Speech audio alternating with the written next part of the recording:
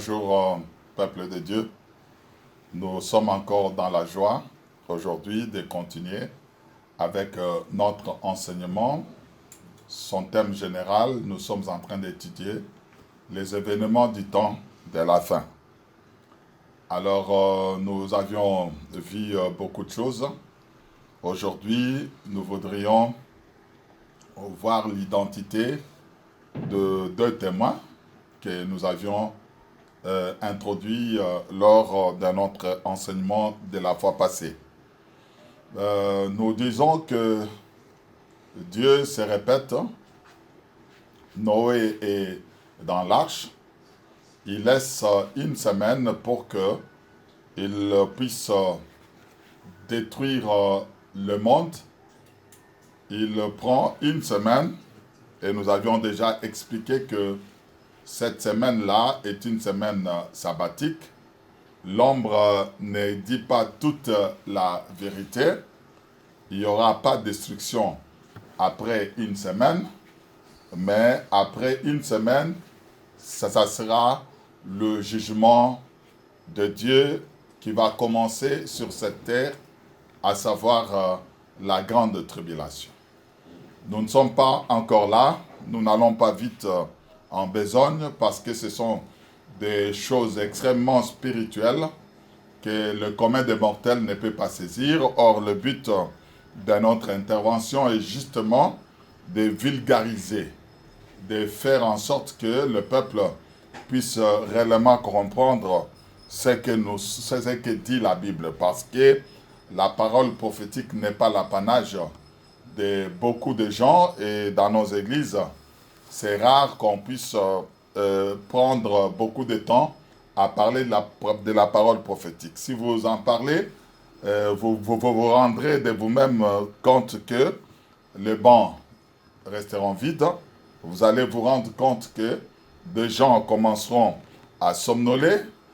Vous allez vous étonner de voir que des gens qui venaient de danser, de bouger, dès que vous commencez à parler de ces choses-là, ils sont envahis par le sommeil. C'est pour dire qu'il n'y a pas beaucoup d'intérêt pour cela.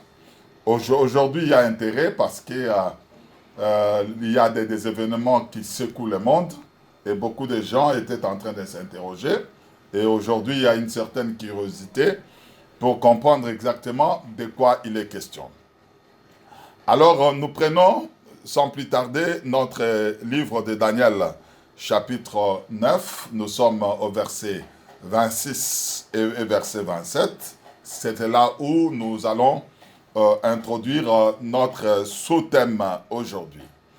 Nous disons dans Daniel 9, 26 et 27.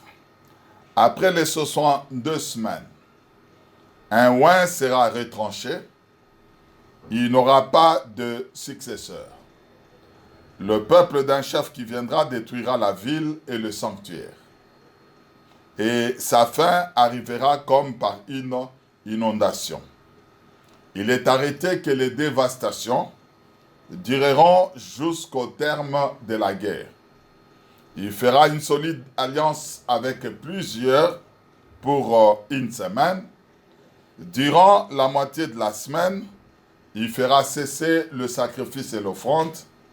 Les dévastateurs commettra les choses les plus abominables jusqu'à ce que la ruine et ce qui a été résolu fondent sur les dévastateurs. Nous relevons ici, l'Église est enlevée, le chef du peuple qui vient, c'est l'Antichrist, qui commence maintenant à traiter une solide alliance avec plusieurs. Plusieurs veut dire des nations, plusieurs veut dire Israël. Et il apparaît comme un serviteur de Dieu. Il est dit, il n'est pas étonnant, Satan lui-même se déguise en ange de lumière. Il n'est pas étonnant que ses ministres aussi se déguisent en ministres de Christ. Il vient c'est le cheval blanc en forme de Christ. Nous allons voir dans une prochaine production. La bête a des cornes comme l'agneau. Il feint d'être un serviteur de Dieu. Et nous voyons au milieu de la semaine justement. Souvenez-vous qu'il s'agit de la semaine sabbatique dont la durée n'est pas de 7 jours, mais plutôt de 7 ans. Au bout de 3 ans et demi, il fait cesser le sacrifice et l'offrande. Alors, nous sommes justement à la première partie de cette semaine-là, c'est-à-dire au moment où il n'a pas encore fait cesser le sacrifice et l'offrande, au moment où on est encore dans son alliance. C'est à ce moment-là que Dieu se souvient d'Israël, envoie les 2 rois, les 2 prophètes, pour justement lui préparer un peuple bien dispo. Nous avions dit le 144 000. Nous sommes en train de nous répéter toujours, car Dieu a parlé par ses serviteurs, les prophètes, à plusieurs manières et à plusieurs reprises. Il parle pour que nous puissions très bien comprendre les choses. C'est le pourquoi de la répétition. Ce n'est pas une tautologie, mais plutôt une répétition utile, car la répétition, c'est la mère justement de la science, pour que nous puissions très bien comprendre.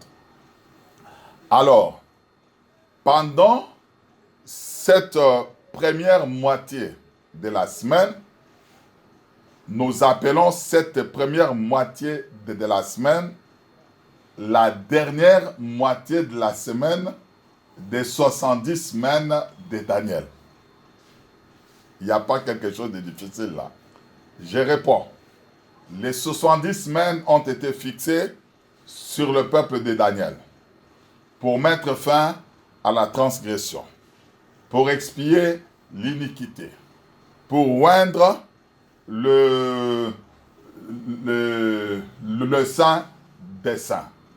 Il y a tous ces objectifs-là que Jésus a commencé à travailler sur ces objectifs-là afin que Dieu puisse avoir un peuple qui lui appartient.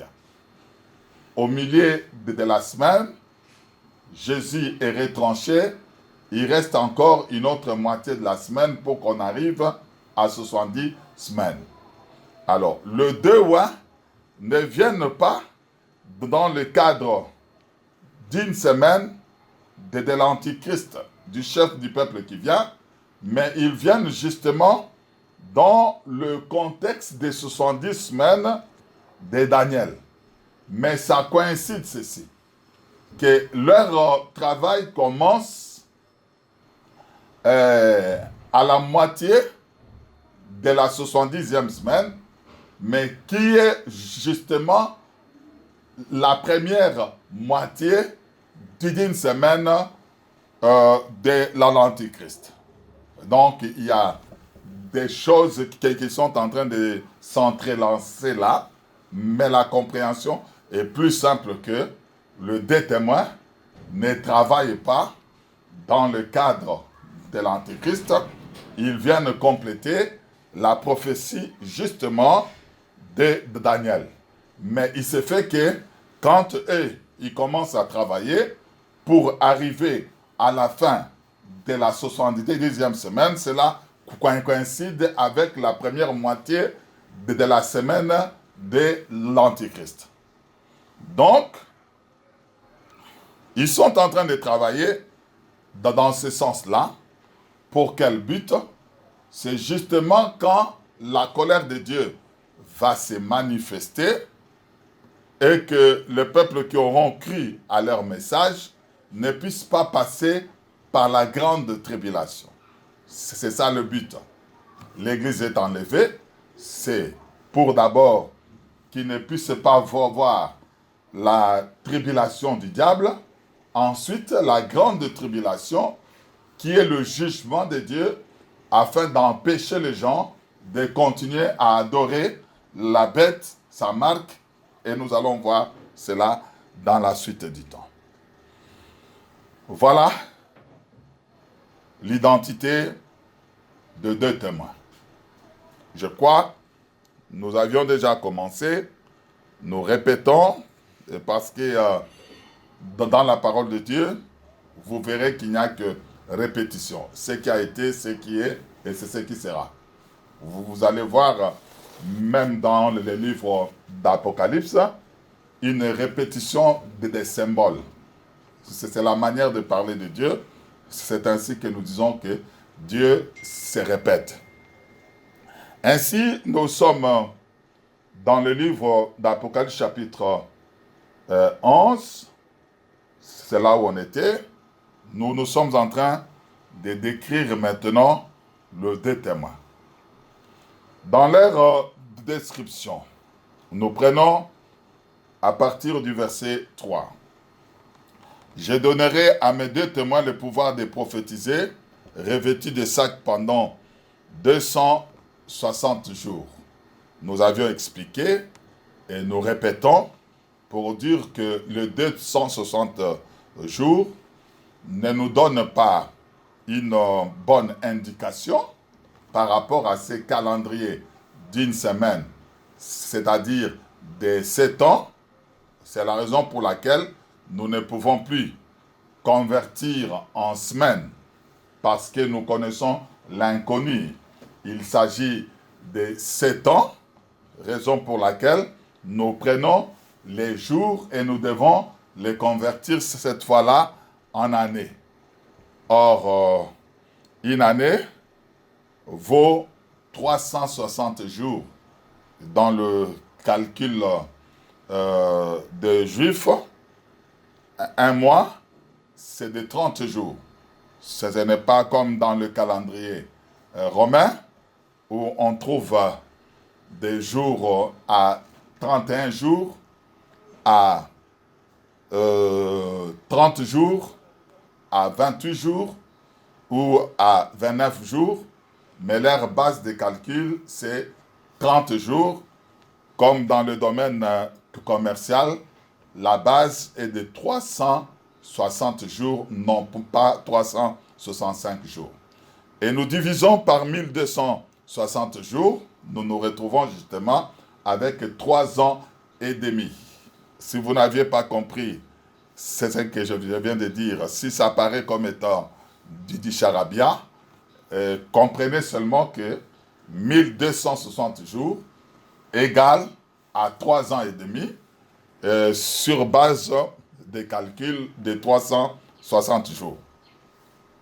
Alors, ils sont en train de travailler, donc nous remplaçons directement. Nous n'allons plus répéter 1260 jours, pas parce que nous connaissons l'inconnu. L'inconnu est connu maintenant. Donc, il s'agit de 3 ans et demi. Et Dieu dit, ce sont les deux oliviers, ce sont les deux chandeliers qui se tiennent devant le Seigneur de la terre. Si quelqu'un, quand il commence à travailler, dès les premiers jours où ils entrent en scène, il commence à prêcher, si quelqu'un veut leur faire du mal, du feu sortira de leur bouche, dévorera les ennemis. Ils sont intouchables. Quand ils sont en train de prêcher, si quelqu'un veut leur faire du mal, du feu physique. Aujourd'hui, c'est un feu spirituel. Quand nous sommes en train de chasser les démons, quand nous sommes en train de chasser les forces des ténèbres, quand nous sommes en train de chercher les sorciers et ainsi de suite, il y a un feu spirituel qui sort de la bouche. C'est la raison pour laquelle, dans la délivrance, vous allez voir des esprits qui sont en train de crier. Nous sommes brûlés par le feu, brûlés. Ça, c'est le feu spirituel maintenant. Mais là, ça sera physique. tout ennemi qui essaiera de les attaquer, le feu physique se sortira pour les dévorer justement. Et si quelqu'un veut leur faire du mal, il faut qu'il le soit tué de cette manière-là.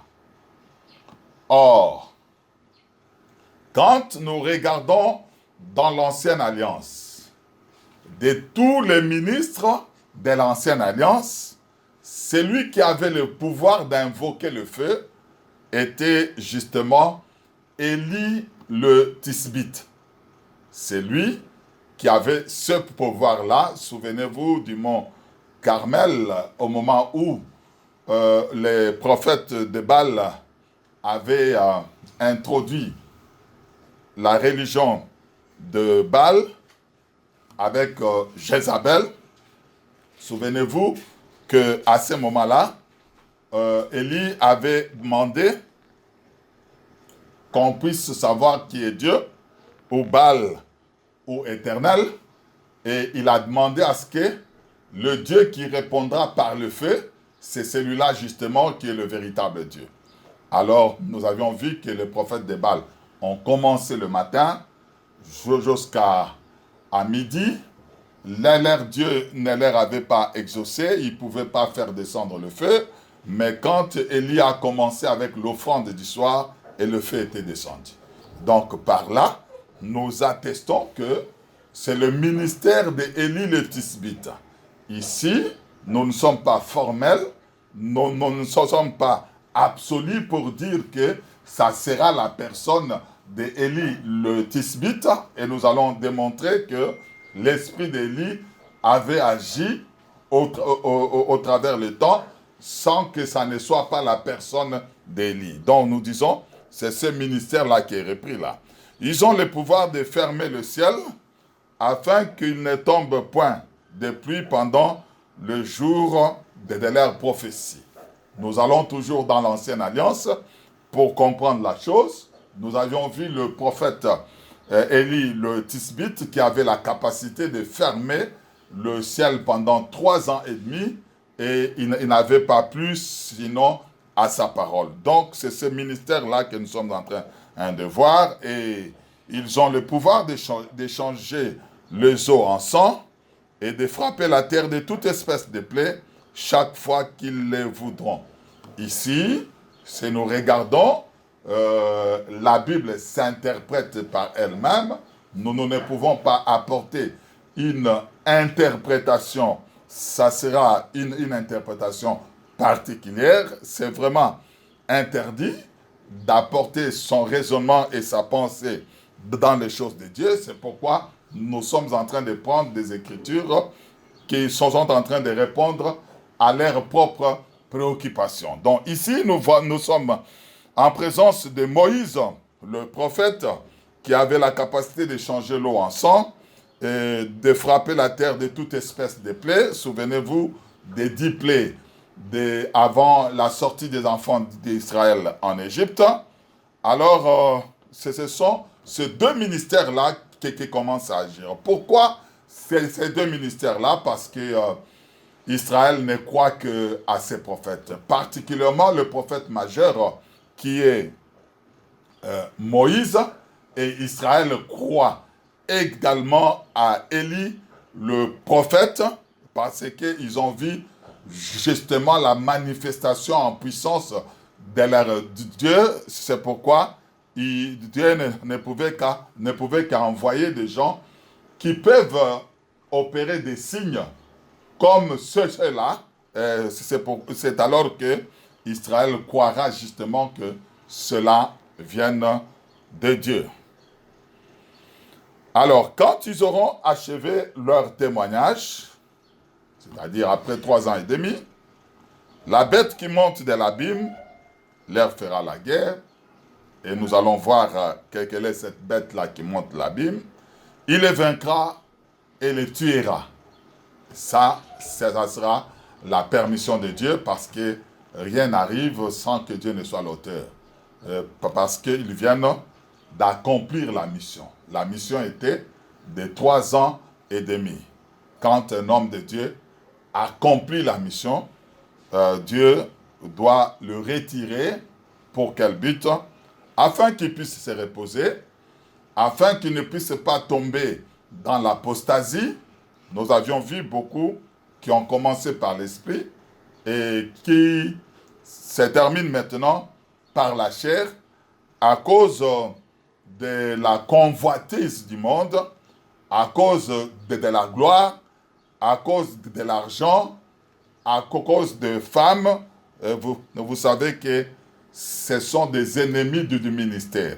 C'est pourquoi, quand on exerce le ministère, il faudrait d'abord comprendre quels sont les ennemis. Il ne faut pas seulement penser aux démons, aux sorciers.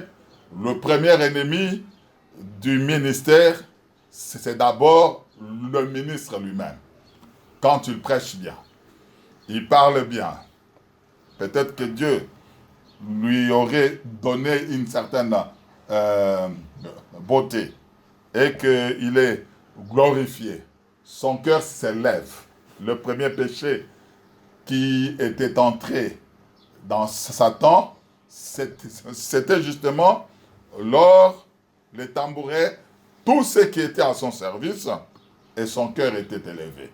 C'est pourquoi l'homme de Dieu doit faire attention à cela. Ici, ce n'est qu'une parenthèse, parce que nous sommes en train de marcher avec les 4 pieds, et les 4 pieds, justement, sont la prophétie, la doctrine, la connaissance et la révélation. Ceci ne nous empêche pas que nous puissions sortir de temps en temps de la ligne pour une petite exhortation. Ça doit faire du bien. Alors, l'homme de Dieu doit aimer seulement son argent, qu'il n'aime pas l'argent d'autrui. S'il aime l'argent d'autrui, il tombera dans l'escroquerie. Il va commencer à prophétiser. Il va commencer à dire des choses que Dieu ne lui a pas dit. Et vous le verrez justement, ne fréquentez que des riches, ne côtoyez que des riches. Quant aux pauvres, ils ne peuvent jamais passer dans leur maison. Ainsi, la mission se termine par la tuerie de ces 2 prophètes-là. Leur cadavre sera sur la place de la grande ville, qui est appelée, dans un sens spirituel, Sodome et Égypte. Et là même où leur Seigneur a été crucifié, donc nous comprenons que ces événements se passent sur la terre. Ça se passe à Jérusalem. Ça se passe sur le mont Golgotha, où les événements se passent. Des hommes d'entre le peuple, les tribus, les langues et les nations verront leurs cadavres pendant 3 ans et demi. Pendant 3 jours et demi, pardon. Dieu aime bien ces chiffres-là. Ça cache sa gloire. Ils ne permettront pas que leurs cadavres soient mis dans un sépulcre. Donc, c'est-à-dire des hommes les verront, ils ne permettront pas. Remarquez la jouissance de ces hommes-là, comme aujourd'hui d'ailleurs. À cause d'eux, les habitants de la terre se réjouiront, seront dans l'allégresse, ils s'enverront des présents les uns aux autres, parce que ces 2 prophètes ont tourmenté les habitants de la terre. Ce qui a été, c'est ce qui est. Aujourd'hui, on nous a fermés tous, et les bars, et des bistrots, et de maisons d'aisance, c'est-à-dire les hôtels, partout c'est fermé. Mais on n'entend jamais des gens dire que qu'est-ce que ce tenancier des bistrots, des restaurants, vont manger. Mais aujourd'hui, la chanson c'est quoi? ces pasteurs-là, ils vont voir qu'est-ce qu'ils vont manger.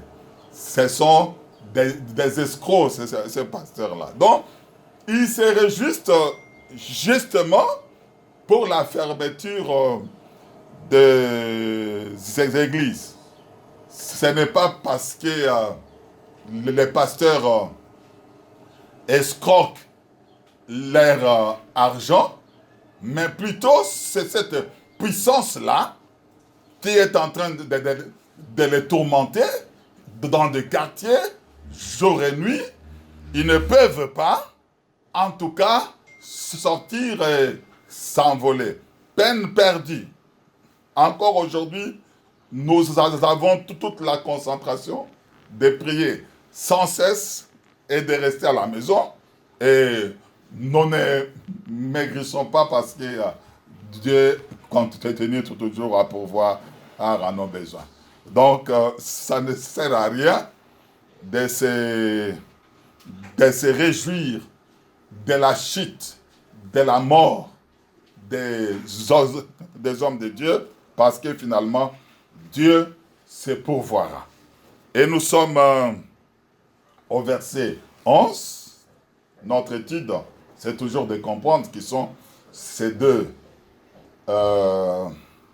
prophètes, Olivier, et nous sommes là pour comprendre également de quelle manière sera leur fin. Après les 3 jours et demi, c'est-à-dire empêcher de les enterrer, c'était la volonté de Dieu, parce que rien n'arrive que si Dieu n'est pas l'auteur. Un esprit de vie venant de Dieu, entrant en eux, et ils s'enterrent sur leurs pieds, et une grande crainte s'emparant de ceux qui le voyaient. Dieu s'occupe toujours de ses serviteurs. Voilà, ils reviennent à la vie. Ainsi, nous commençons par un prophète. Il y a beaucoup de polémiques au sujet d'Élie. Il y a beaucoup de confessions à ce sujet-là. Ils disent que Élie était déjà venu. Est-ce que Élie était déjà venu? Parce qu'il faudrait regarder le calendrier de Dieu. Pour interpréter, il faut tenir compte de la ligne du temps. Est-ce que Élie vient-il avant l'enlèvement ou après l'enlèvement?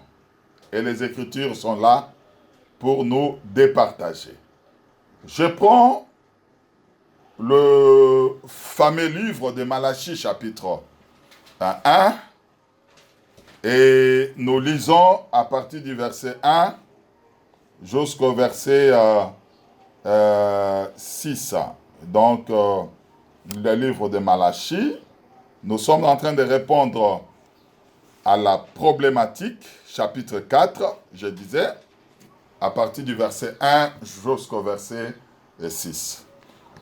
Voici une première interprétation erronée qui est à la base des déviations, de l'apostasie, de l'hérésie. Nous voyons des grandes églises ici, dans notre ville, de plus de 10 000 personnes qui ont fondé leur enseignement sur cette hérésie. Et même si vous venez, vous commencez à leur expliquer, ils ne croiront pas. Ils croient seulement à ce que le prophète avait dit. Or, nous devons tout ramener dans les Écritures pour comprendre la chose.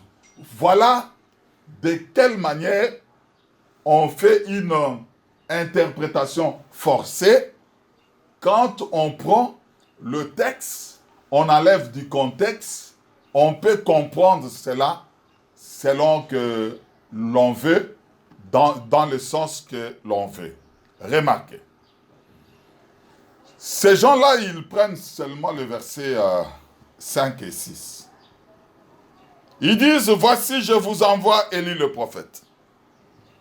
Avant que le jour de l'Éternel arrive, ce jour grand et redoutable. Il n'interprète pas ça. Il dit seulement que je vous envoie Élie le prophète. Mais dites-nous, il vient quand? Dieu est son propre interprète. Il dit avant que le jour de l'Éternel n'arrive. C'est la première clé d'interprétation et nous allons comprendre le jour de l'Éternel. C'est le jour du Seigneur. Remarquez, bien que Éternel soit Seigneur, mais dans son langage, ces deux choses-là ne disent pas la même chose. Le concept éternel n'est pas égal au concept Seigneur, bien que c'est la même personne. Nous disons que l'Éternel, c'est celui qui n'a ni commencement de jour, ni fin de jour. Seigneur, c'est sujet de vénération, d'adoration. Donc, ce n'est pas la même chose. Remarquez que c'est avant le jour de l'Éternel arrive, et nous allons chercher des témoins dans la Bible, et le prophète explique que le jour de l'Éternel, c'est ce jour grand et redoutable. Or, le jour du Seigneur, selon qu'il est écrit dans la Bible, n'est pas un jour grand et redoutable, c'est le jour de l'enlèvement.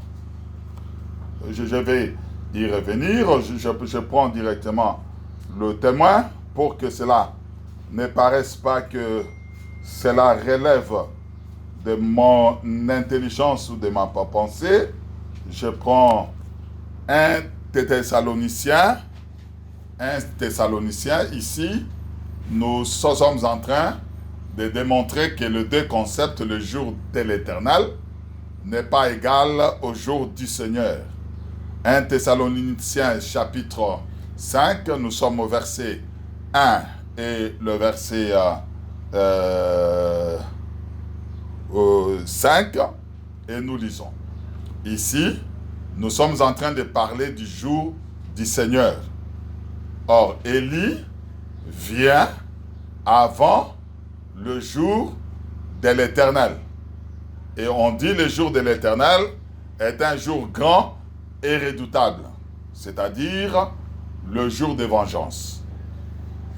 Pour ce qui est de temps et de moments, 1 Thessaloniciens chapitre 5 verset 1, vous n'avez pas besoin, frères, qu'on vous en écrive, car vous savez bien vous-même que le jour du Seigneur viendra comme un voleur dans la nuit.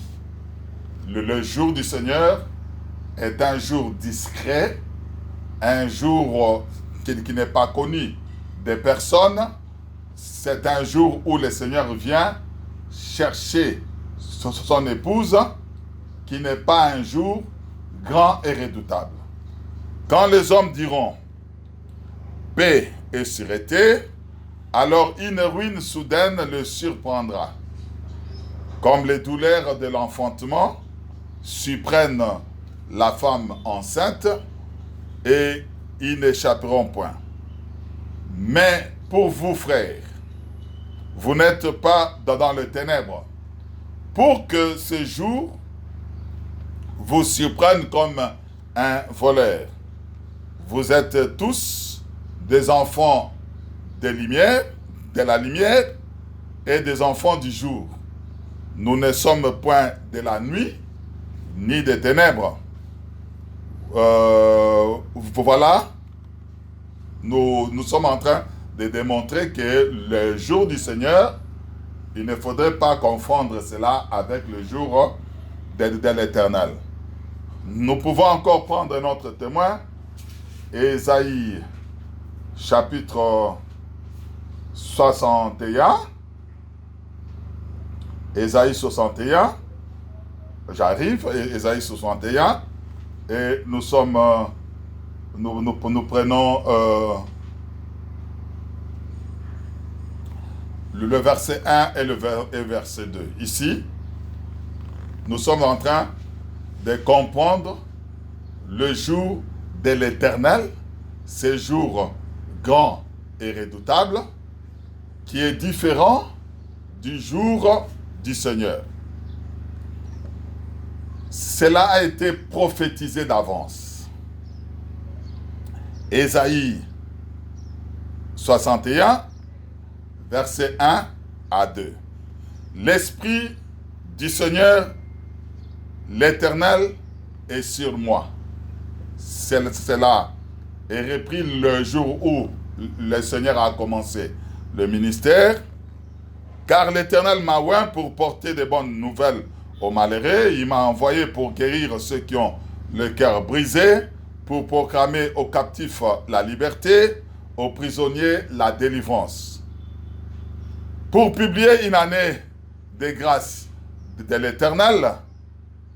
Jésus s'arrête là.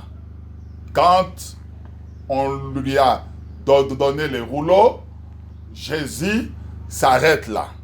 Mais remarquez, après une année de grâce et un jour de vengeance de notre Dieu pour consoler tous les affligés. Les jours de vengeance de Dieu, c'est pour consoler tous les affligés.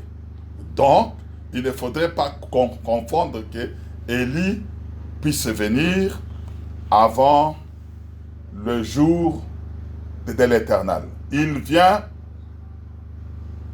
Élie vient, j'allais dire, avant le jour de l'Éternel, non pas avant le jour du Seigneur, c'est-à-dire l'enlèvement.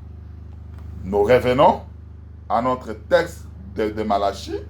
C'est là où il y a beaucoup d'interprétations. Remarquez, je vous envoie Élie, le prophète, avant que le jour de l'Éternel arrive, ce jour grand et redoutable. Il fera quel travail? Il ramènera le cœur des pères à leurs enfants. Une certaine religion, arrivée à ce niveau-là, remarquez que le cœur est au singulier. Il ne s'agit pas de ramener nos cœurs, les cœurs des hommes, mais il ramène le cœur. Quant au singulier, l'homme selon le cœur de Dieu, c'est David. Quant au singulier, comme ça, le cœur des pères, c'est Jésus-Christ. C'était l'objet de leur espérance, le cœur au singulier des pères à leurs enfants et le cœur au singulier encore des enfants. Remarquez que plusieurs ont un seul cœur et non pas ce que nous avons l'habitude d'entendre, qu'il s'agit des cœurs des hommes qu'un certain Élie est venu ramener et à l'enseignement des pères apostoliques. Non, il ne s'agit pas de cela. Donc il s'agit ici du cœur au singulier, des pères à leurs enfants et le cœur des enfants à leurs pères. Où? Parce que la prophétie répond à la question comment, pourquoi, où, et surtout les ramasser de la chose. Tu ne peux pas nous dire des choses qui relèvent de l'imagination. Nous te poserons la question, tu as ramassé ça où? Parce qu'avant d'apprêter la manne, on ramassait. Tu dois nous montrer où est-ce que tu as ramassé. Donc ici, de peur que je ne vienne frapper le pays au singulier d'interdit. Or, ce pays-là, il s'agit bel et bien de la Palestine. Il s'agit d'Israël.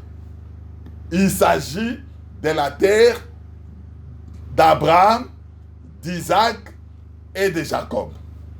Il ne s'agit pas des nations. C'est-à-dire, dans ce texte-ci, l'Église n'est pas concernée. Toute lettre a un destinataire. Cette lettre ne nous est pas destinée. Pour preuve, parce que si vous lisez la Bible de la manière dont vous êtes en train de lire là, vous aurez sérieusement des problèmes. Pour qu'on comprenne une prophétie, bien que on peut l'appliquer à l'Église, mais vous devez d'abord savoir le premier destinataire c'est qui? Il y en a trois ici. Soit Israël, soit l'Église, soit les nations. Remarquez le chapitre 1er, le verset 1. Qui en est le destinataire? Oracle, parole de l'Éternel à Israël par Malachie. Donc ici, c'est l'oracle, la parole de l'Éternel, à Israël par l'entremise de Malachie. Et je reviens au fameux chapitre 4. Qu'est-ce qui est dit? Le verset 1, parce que j'avais interdit, ou encore la Bible nous interdit de faire une interprétation particulière. Remarquez le temps que Élie arrive. Car voici le jour, ardent comme une fournaise. Tous les habitants, tous les hautains, tous les méchants seront comme du chaume. Les jours qui viennent les embrasera. C'est avant ces jours-là. Dit l'Éternel des armées. Il les laissera ni racines ni rameaux. Mais pour vous qui craignez mon nom, s'élèvera le soleil de la justice. Et la guérison sera sous ses ailes. Vous sortirez, vous sauterez comme le veau d'une étable. Voilà. Donc ici, nous comprenons qu'Élie arrive avant que le jour de l'Éternel n'arrive. Ça n'a rien à voir avec l'Église. Nous sommes bel et bien après le temps de la grâce, avant le jour de vengeance. Dieu envoie Élie au pays pour qu'il ne frappe pas le pays d'interdit. De quel pays s'agit-il? Il s'agit bel et bien d'Israël. Et nous allons poursuivre avec l'esprit d'Élie et le temps de rafraîchissement pour que nous puissions continuer avec la mission de ces deux prophètes-là. Pour aujourd'hui, laisse que le Dieu de miséricorde puisse éliminer notre pensée afin de comprendre ces choses, car nous avions reçu la foi pour sauver nos âmes. Je dis et je vous remercie. Portez-vous bien au nom de Jésus.